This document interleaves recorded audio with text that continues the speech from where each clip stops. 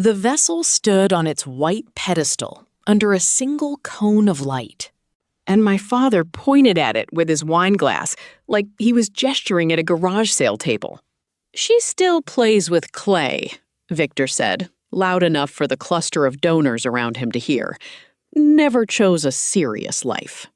This is what happens when you let a smart kid avoid real work for 15 years. I was standing 8 feet away, holding a glass of sparkling water I hadn't touched, and I watched 3 donors. The polite laugh people give when they aren't sure if they're allowed to. My stepmother, Anne, pressed her lips together in a way that could have been embarrassment or could have been agreement. My brother Miles was already turning back to his own conversation, adjusting his cufflink, because his corporate sponsorship banner was hanging 6 feet away, and that was the real reason our family had been invited to a museum donor reception in the first place. The vessel my father had just called clutter was a 2-foot stoneware form with a crawling copper-red glaze that had taken me 4 attempts and 1 failed kiln firing to get right. It had a small paper card beside it that none of the donors had bothered to read yet, because reading it would have meant looking away from Victor Park holding court. I set my glass down on a cocktail table. I did not say anything. I had learned, over the last year, that the moment you start defending yourself in a room like this, you become the exhibit. If you have ever stood in a room while someone you loved decided out loud that your life didn't count, tell me in the comments where you were standing. I want to know I'm not the only one who has smiled through it. My name is Elena Park. I am 36 years old. I live in Minneapolis, and I am a ceramic artist and a kiln technician, which means I know more about how heat can save or ruin something than most people ever need to learn. That night, at the Ashcroft Museum of Contemporary Craft, I was 2 hours away from finding out that a curator named Dr. Sato had quietly purchased my anchor piece for the exhibition 6 weeks earlier, and that my father was about to call it a hobby in front of the exact people who had paid for it. But to understand why I didn't say a word when he did that, you have to understand what came before. You have to understand the particular architecture of being the disappointing child in a family that measures love in job titles. I grew up in a split-level house in Edina with my father, my mother, until she passed when I was 19, and later Anne, who married Victor 2 years after that and brought Miles' step-family energy into a house that had already gone quiet with grief. Victor built and sold 2 manufacturing companies over his career. He is a man who believes genuinely and without irony that a life can be graded like a spreadsheet and that the columns that matter are salary, title, and what he calls visible impact. Miles became a director of corporate partnerships at a beverage company. I became someone who fires clay in a kiln in a converted garage studio in Northeast Minneapolis and teaches 2 ceramics classes a week to pay the rent on that studio. The first micro scene I want to tell you about happened when I was 26. At a family dinner where I brought a set of hand-thrown bowls as a housewarming gift for Victor and Anne's new kitchen. Victor took 1 bowl out of the box, turned it over, looked at the small chip on the foot ring where I hadn't quite trimmed it clean, and said, "You know they sell these at Target for $4, right?" Anne laughed. I put the bowls back in the box and drove home with them still in my trunk. I still have that box. The bowls are in my studio now, on a shelf I call the shelf of things I almost stopped making. The second microscene is a folder. When I was 29, I applied to a regional emerging artist grant, the kind that comes with a small stipend and a group show. I got in. I told my family at Thanksgiving, and Victor asked, mid-bite, "Does it pay anything real? Or is it one of those participation things?" I said it came with $1,500 and a show. He nodded slowly and said, "Miles closed a contract this year worth more than your entire studio," and passed the potatoes. I kept the acceptance letter in a manila folder labeled "Yes" that I started that year, because I needed somewhere to put the things that felt true when the room didn't agree. The third microscene involves a kiln log.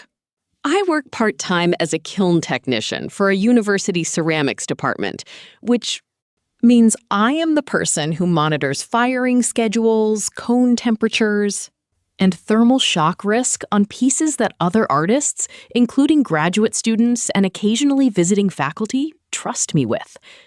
At a family barbecue when I was 31, I mentioned that I had just saved a 3-foot porcelain sculpture from cracking during a difficult cool-down cycle by adjusting the damper timing overnight.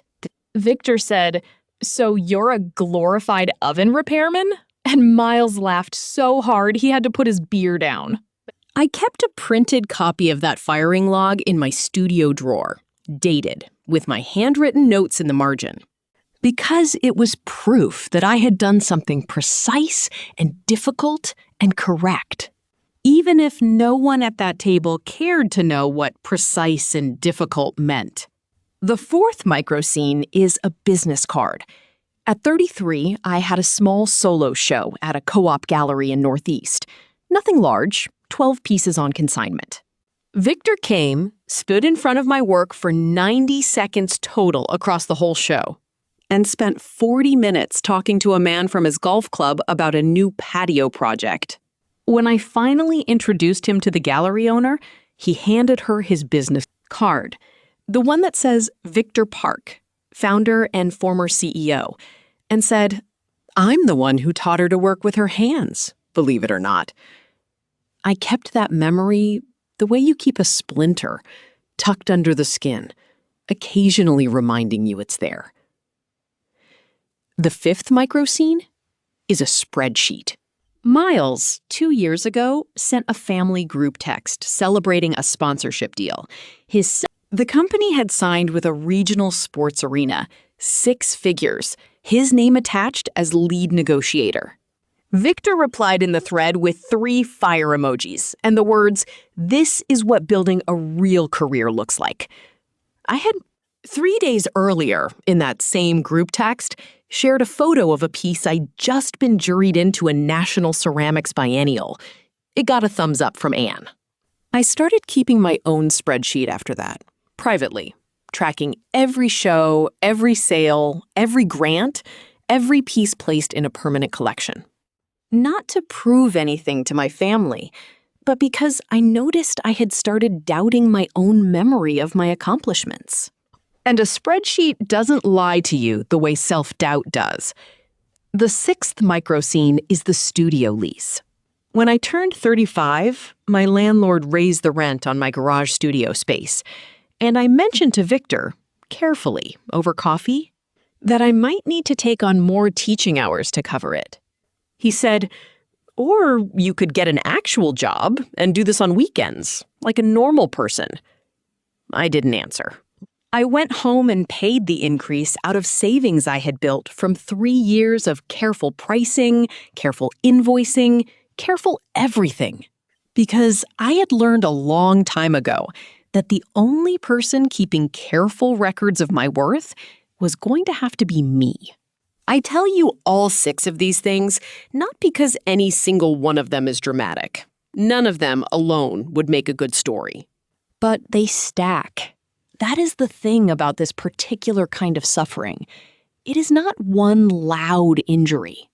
It is 40 small ones, each one survivable, each one small enough that if you tried to explain it to a stranger, they might say, "That doesn't sound so bad," and they would be right, and they would also be missing the point entirely. If you've got a family member who measures your life by a number on a paycheck, drop a comment with the word they use. Mine was real. I bet you have one too. The cold calm pivot for me happened about 8 months before the museum reception, on a Tuesday afternoon in my studio.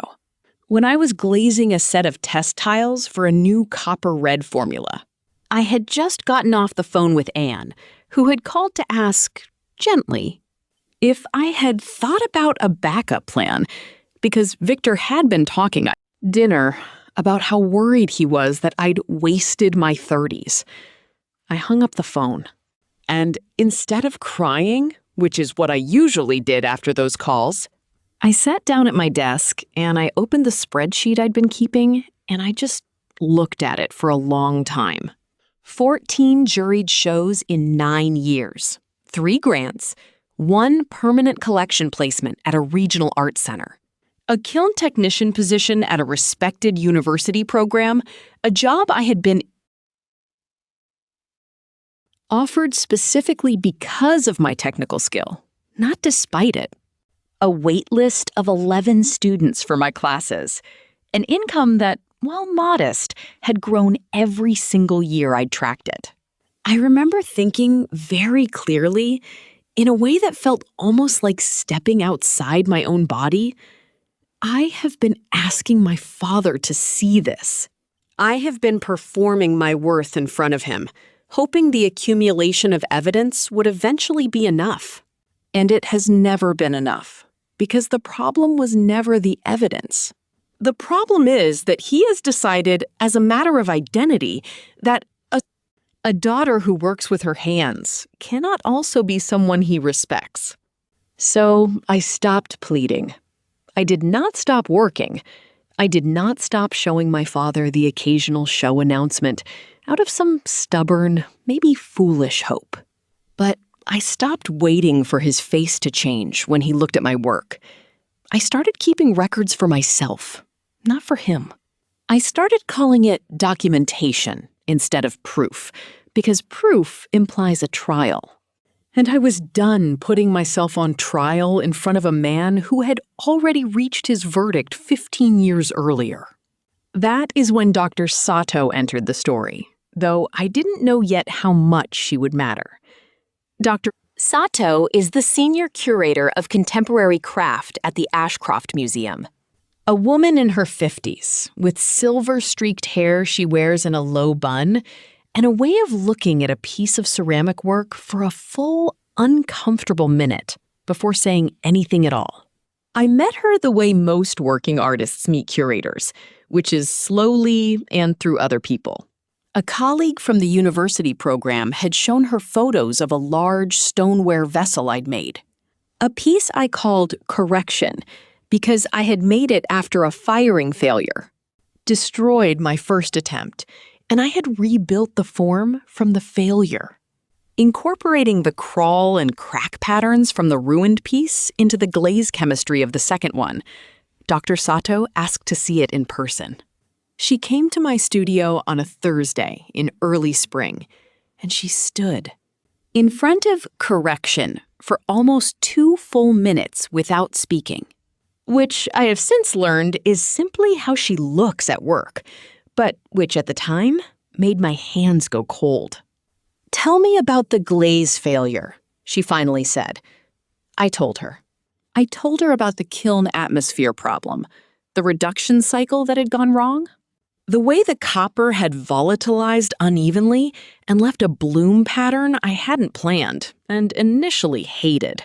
I told her how I'd studied that failure for 3 weeks before I understood it well enough to reproduce it intentionally, on purpose, on a second, larger form. "This is not accident," Dr. Sato said. "This is control learned from chaos. That is rare. Most people who fail at this scale quit or repeat the same mistake. You interrogated it." I did not know, standing in my studio that afternoon, that those words would end up on a wall label 6 months later. I only knew that for the first time in a long time, someone had looked at my work and seen exactly what I had put into it, without needing me to explain why it mattered. Dr. Sato called me 3 weeks later and asked if the museum could acquire Correction for their permanent contemporary craft collection. and if I would allow it to serve as the anchor piece for an upcoming exhibition on process and material failure in contemporary ceramics. She explained, carefully, that museum acquisitions of this kind are often handled with what she called acquisition silence, meaning the purchase and the artist agreement are finalized privately, and the public unveiling happens at the donor reception, alongside the opening of the exhibition, timed for maximum impact on future donor giving. She asked if I understood, and I said yes. Though I don't think I understood yet how strange it would feel to sit on a secret that large for 6 weeks, while my family continued in the background, treating my work like a punchline. The acquisition process itself became its own quiet evidence trail, one I didn't build. For anyone, but which existed anyway, the way real things leave real paperwork behind them. There was the acquisition agreement, 4 pages, with my legal name and the museum's. Registrar's signature, specifying the purchase price and the terms of the museum's permanent ownership. There was the artist file the registrar built, containing my exhibition history, my artist's statement, a technical description of the glaze chemistry and firing schedule I'd used, written in my own hand, because Dr. Sato asked me to document the process for the museum's conservation records. There was the kiln log from the university program, the same kind of firing log Victor had once dismissed as oven repair work, now cited directly in the museum's technical notes because the piece's structural integrity depended on a cooling cycle I had personally calculated to prevent thermal shock cracking in a form that large. And there was, finally, the plaque itself, ordered from the museum's fabrication vendor weeks before the opening, engraved with my name, the title of the piece, the acquisition year, and a single line from Dr. Sato's curatorial notes. I saw a proof of that plaque's text in an email Dr. Sato sent me for approval. I read it 4 times. I did not tell my family it existed. I want to be honest about why. Part of it was Dr. Sato's request for discretion, which I respected completely. But part of it, the part I've had to sit with since, was that I wanted, for once, to walk into a room with my father without having already handed him the ending. I wanted him to say what he was going to say without knowing what was coming. Because I had spent 15 years watching him adjust his cruelty to whatever audience he had, and I wanted just once an unrehearsed version of him. The reception was on a Friday evening in early October. The museum had transformed its main atrium into a reception space, with the new exhibition, titled Fracture and Repair, Process in Contemporary Ceramics, opening in the adjoining gallery. Miles' company was one of 3 corporate sponsors of the exhibition, which is the only reason my family had been invited at all. Victor and Anne came because Miles asked them to, and because Victor, I think, enjoys few things more than standing in a room full of people who might be impressed by his son. I arrived early, before the doors opened to the public reception, because Dr. Sato had asked me to walk through the gallery with her one last time. Correction stood in the center of the main exhibition room on a low white pedestal, lit from above, with the wall label already installed beside it. Though the acquisition plaque itself, the physical brass plate that would sit on the pedestal, was covered with a small cloth, waiting. We unveiled the plaque at 7:15, Dr. Sato told me. After the sponsor remarks, before the gallery officially opens to the broader public, I like to give the anchor piece its own moment. My father doesn't know, I said. She looked at me for a long moment, the same look she'd given correction in my studio months earlier. Do you want him to? No, I said. I want him to say whatever he was going to say anyway. She nodded once, like that made complete sense to her. And I have thought about that nod many times since. Because it was the first time in years that someone in a position of authority over how my work would be perceived had simply trusted my judgment about my own family without asking me to explain it further. The reception opened at 6.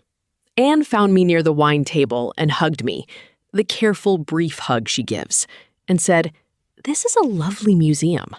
Miles says his company gave quite a lot to make this exhibition happen.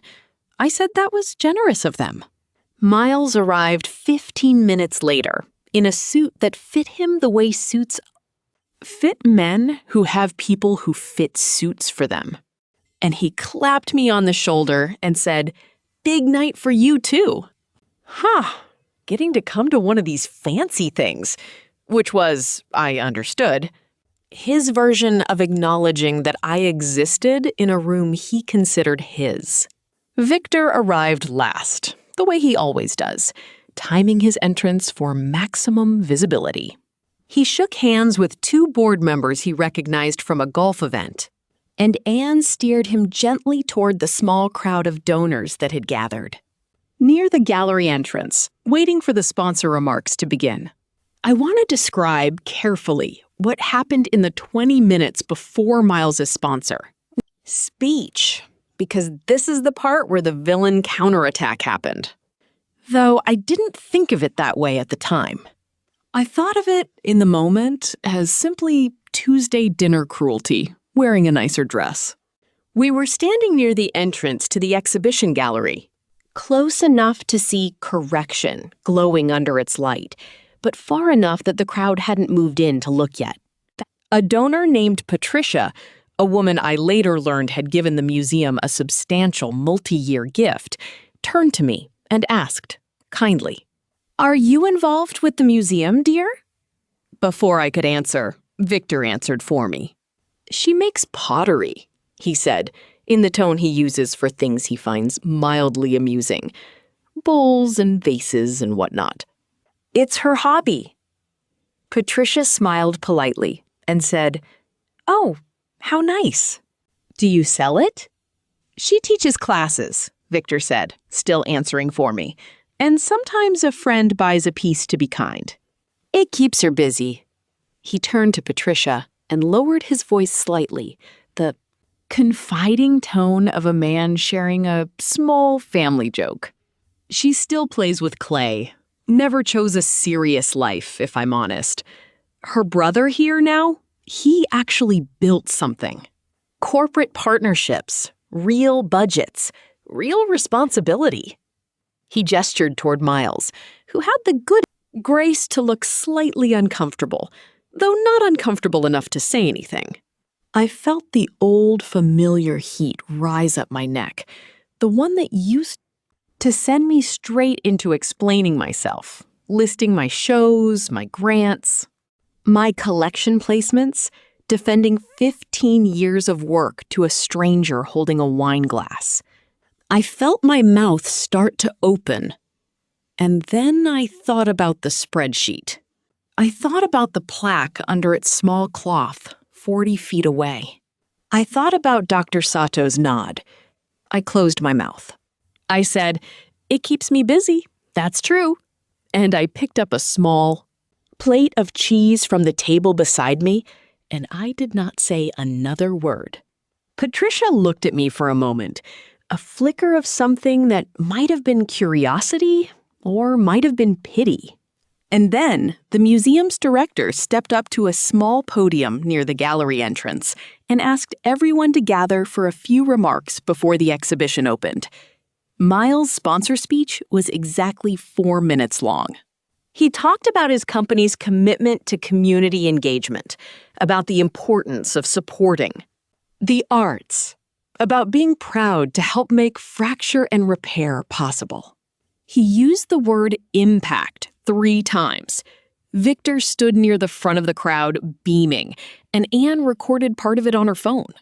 It was a fine speech, the kind that gets applause because everyone in the room understands the transaction it represents. Then, the museum's director introduced Dr. Sato, who walked to the podium with the unhurried pace of a woman who has never once needed to rush to be taken seriously. Before we open the gallery, Dr. Sato said, I want to say a few words about the piece that anchors this exhibition, because I think it tells you everything about what we mean by fracture and repair. The crowd, Victor included, turned to look through the gallery entrance at Correction, glowing on its pedestal. 6 months ago, Dr. Sato said, I stood in a small studio in northeast Minneapolis in front of a piece that had been built from the ashes of a failed firing. The artist had lost an earlier, smaller version of this work to a kiln atmosphere error. The kind of failure that ends most people's relationship with a technique entirely.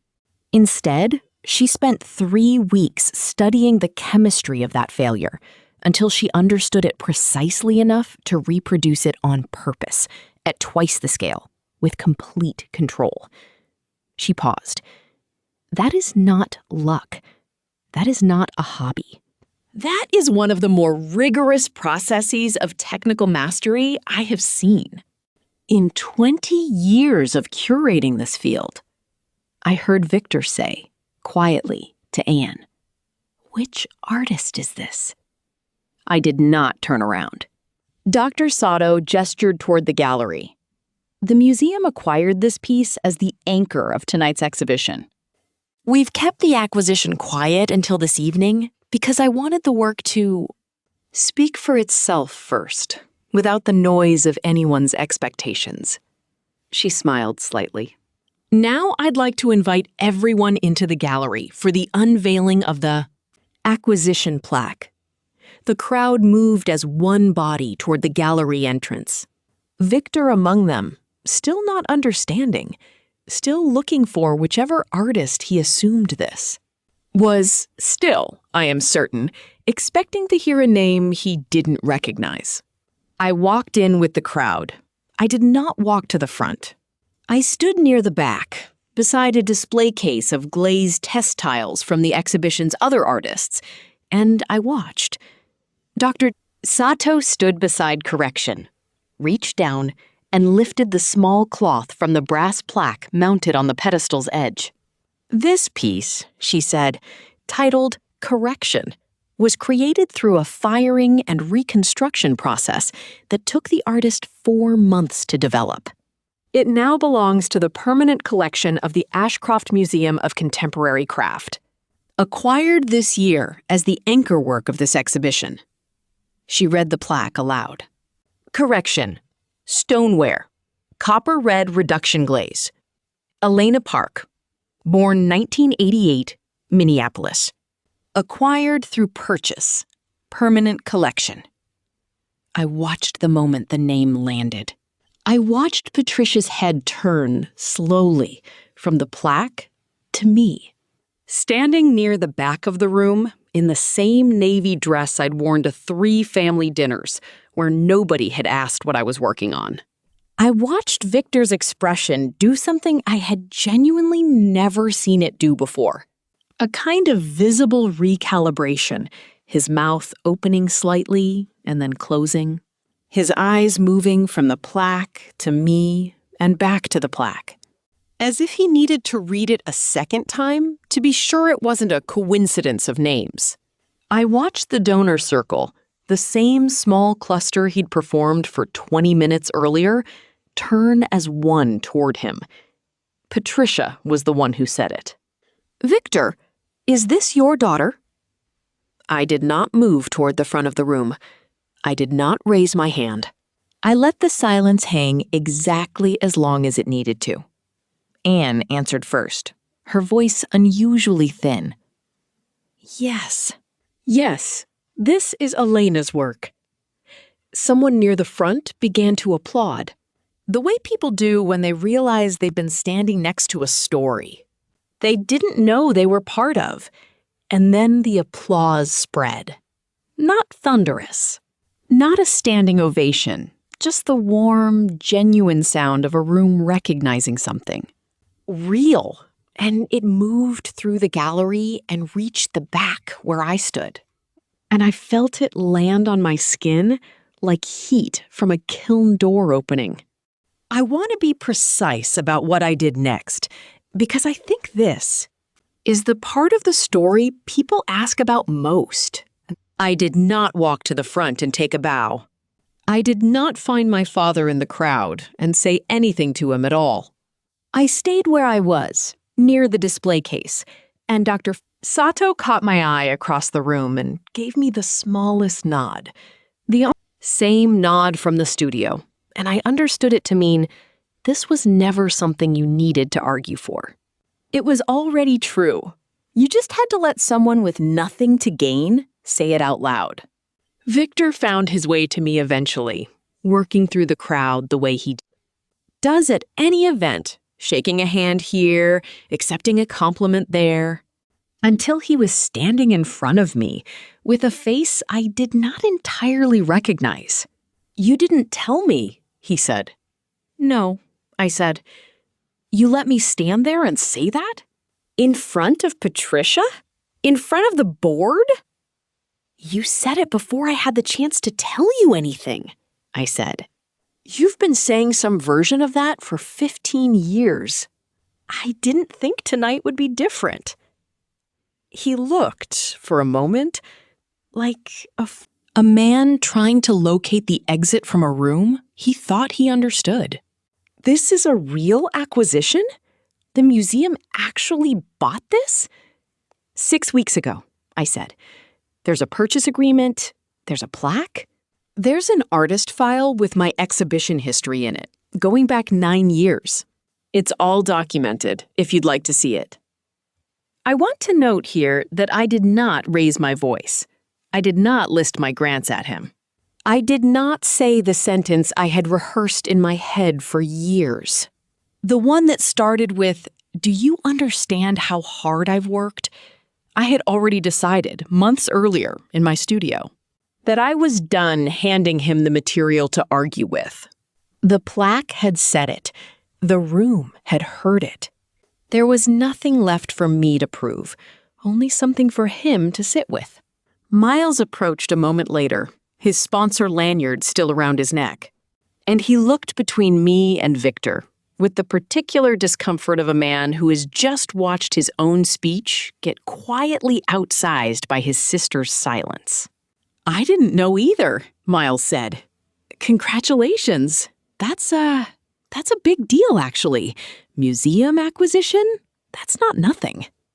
"Thank you," I said. "I mean it," he said. And I believe, mostly, that he did. Though I also noticed he glanced toward the sponsor banner with his company's logo on it, as if checking that it was still visible, still doing its job, even in a room that had just spent its warmest applause on someone else. If a room ever finally saw what your family refused to, tell me what that moment sounded like. I still hear that applause sometimes when I'm glazing late at night. Dr. Sato found me 20 minutes later, near the end of the reception, when the crowd had thinned and Victor had retreated to a corner with 2 board members, speaking in a lower voice than I'd heard from him all evening. "I hope that was all right," she said. "I know families are complicated. I didn't consider that dynamic when I planned the unveiling order, only the exhibition's narrative arc." "It was exactly right," I said. "You didn't do it for my family. You did it for the work. That's the only reason it landed the way it did." She studied me for a moment. "For what it's worth, in 20 years of curating, I've acquired maybe 6 pieces, where the artist's technical process was inseparable from the emotional content of the work. Yours is one of them. That's not a consolation prize for a difficult family. That's simply true, independent of tonight. I think that sentence did more for me than the applause had. The applause was a room's reaction. Dr. Sato's assessment was a professional's judgment, built on the same kind of documented evidence I'd been quietly collecting in my own spreadsheet for years. Except now it had a curator's authority behind it, instead of just mine. I should tell you what happened with the paperwork, because I think the specifics matter. The acquisition agreement listed a purchase price that, when I finally told Anne about it weeks later, made her go quiet in a way I hadn't expected. It was not a fortune, but it was not nothing either. And it was. More than every single sale I had made in the previous 3 years combined. The artist file the museum built included a full timeline of my exhibition history, something Dr. Sato's team had researched independently, without my curating it for them, and reading their version of my career, written in someone else's dispassionate professional language, was strange, in a way I still don't have full words for. It read like an argument for a life I'd been quietly living for a decade, argued by someone who had no reason to lie for me. And the kiln log, the same firing log Victor had once dismissed as glorified oven repair, was cited in the exhibition's technical notes as the reason correction survived its cooling cycle without cracking at all. Which meant that the exact skill my father had mocked most directly was, in the museum's own words, the reason the anchor piece of the exhibition existed at all. I did not send my father a copy of any of it. I did not need to. He had been standing in the room when Dr. Sato read the plaque aloud, and I have found in the months since that some facts only need to be heard once, in public, to do their work permanently. The days after the opening were quieter than I expected. I think I had imagined, somewhere in the back of my mind, that, a public reveal like that would produce a dramatic family reckoning, tearful phone calls, a long apology over dinner. That is not what happened. And I want to be honest about that, because I think the honest version is more useful than the satisfying one. Anne called me 4 days later and asked if she could visit my studio. I said yes, mostly out of curiosity about what she wanted. She came on a Saturday afternoon, stood in the doorway for a long moment, taking in the shelves of test tiles, the kiln in the corner, the box of bowls from 9 years ago that I still hadn't been able to throw away. And she said, I didn't understand what any of this actually was. I thought it was something you did between other things. She picked up one of the copper-red test tiles from a shelf and turned it over in her hands, the way Dr. Sato had turned over correction months earlier. This is beautiful, she said, and I believed her, though I also understood it. Was the first time in 9 years she had actually looked. She did not come back a second time. I don't say that with bitterness. I think Anne did what she was capable of doing, which was one honest visit, one real look, one true sentence. I have decided that an unequal repair is still a kind of repair, even if it isn't the size I once wanted. Miles sent a text message 2 weeks after the opening. It read, Hey, saw the museum posted photos from the exhibition online. Your piece looks incredible. Congrats again. Hope things are good. It was short, and it did not mention Victor, and it did not ask any follow-up questions about my work. And I understood it for what it was, which was the maximum warmth Miles was capable of extending without it costing him anything in the family's internal accounting. I texted back, Thank you. That means a lot. And I meant it, even knowing its size. Victor did not call. I did not expect him to. What I heard, secondhand, from Anne on a phone call 2 months later was that he had mentioned the museum acquisition once to a friend at his club, describing it as, my daughter had a piece bought by a museum downtown, without the word hobby anywhere in the sentence, and without, as far as I know, ever calling me to say it himself. I don't know what to do with that fact, except hold it the way I hold the box of bowls, as evidence of something that happened, without pretending it closes anything. I want to tell you about the test tile now, because I think it is the truest object in this whole story, truer even than the plaque. Somewhere in the middle of developing the glaze formula for correction, back during those 3 weeks I spent studying the failure of the first piece, I fired a batch of small test tiles, maybe 2 inches square each, trying different combinations of copper carbonate and reduction timing to understand exactly what had gone wrong and how to reproduce it intentionally. Most of the tiles came out fine. Flat, useful, forgettable. One of them cracked slightly along one edge during the cooling cycle. A small chip that flaked away from the corner, revealing the raw clay body underneath the glaze. By any professional standard, it was a failed test tile. I should have thrown it in the reclaim bucket with the others that didn't make the cut. I didn't. I drilled a small hole through one corner, the corner opposite the chip, and I strung it onto a length of cotton cord. And I hung it from a nail beside my studio desk, where it has stayed ever since. I keep it there because it is the physical record of the exact moment I stopped seeing a mistake as something to hide and started seeing it as information. Every crack line on that tile taught me something about the atmosphere inside my kiln that a perfect tile never could have. Correction. The piece that now sits in a museum with a brass plaque bearing my name exists because I studied a failure instead of discarding it. And this small chipped tile, worthless by every ordinary measure, was the first place that lesson lived. It is also, I have come to understand, a record of something else. It is a record of the 15 years I spent absorbing my father's verdicts. Chip by chip, the bowl he called a target knockoff. The grant he called a participation prize. The kiln work he called glorified oven. Repair. The studio he told me to abandon for a real job. Each one a small crack along an edge, and instead of throwing the whole shape away, I kept firing. I kept adjusting the formula.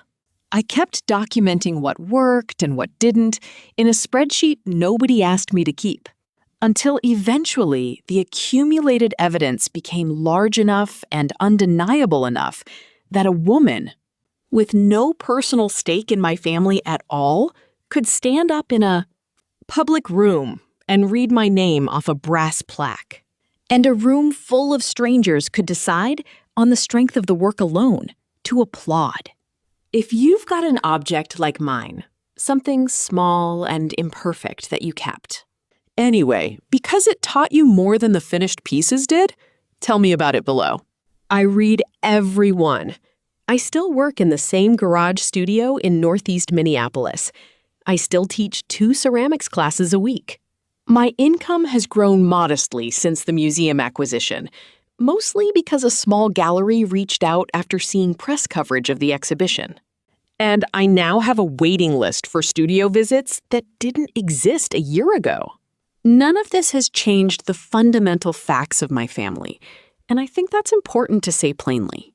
Because I don't want to tell you a story that ends with Victor transformed into a proud father who finally sees me. That is not what happened. And I have made peace with the fact that it may never happen. What did happen is smaller, and I think ultimately more honest. I stopped needing the transformation. The plaque exists whether or not my father ever reads it again. The acquisition agreement exists in the museum's permanent records with my legal name and a purchase date, independent of any dinner table conversation. The kiln log exists in a technical file, cited by conservators who will never meet Victor Park and would find his opinion of my career professionally irrelevant if they ever did. The evidence I spent 9 years accumulating, not for him, but because I needed. Somewhere true to stand turned out to be sufficient on its own, without requiring his signature of approval anywhere on it.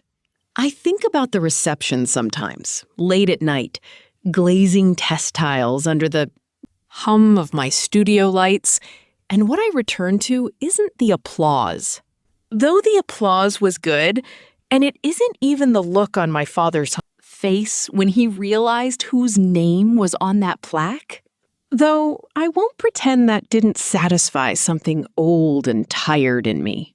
What I return to is the moment right before, when Patricia asked if I was involved with the museum, and Victor answered for me.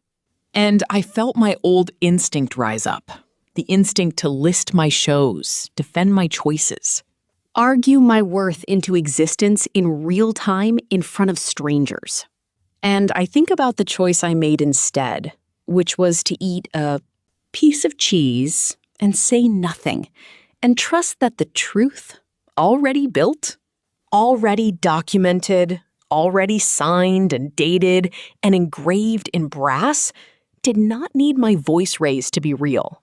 That, I think, is the actual repair this story gave me, not my father's apology, which never came.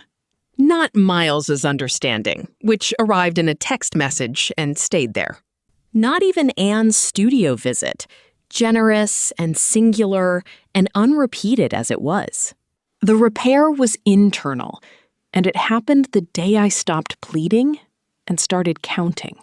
The day I decided that if nobody in my family was going to keep an honest record of what I'd built, I would keep it myself. Thoroughly enough that when the moment finally came for someone else to read it aloud, there would be nothing left to argue about. The chipped test tile still hangs on its cotton cord beside my desk. The cord has faded slightly from the studio's kiln heat over the years, and the clay body at the chipped corner has darkened a little from handling, from the number of times I've picked it up and turned it over in my hand while I think through a new glaze problem. It is not beautiful, not in the way correction is beautiful, not in the way anything that sits under museum lighting is beautiful. It is small and imperfect, and it does not have a plaque, and it never will. Because plaques are for the pieces that survive to become their finished selves. And this tile's whole value is in staying exactly as broken as it is. I keep it there anyway, on its cord, at eye level, where I see it every single time I sit down to work. Not as a trophy. Not as proof for anyone who walks into my studio and asks what it means. As a private ledger entry, the first honest one I ever kept. A record of the exact moment I learned that the crack is not the failure. The crack is where you finally get to see what the whole thing is actually made of.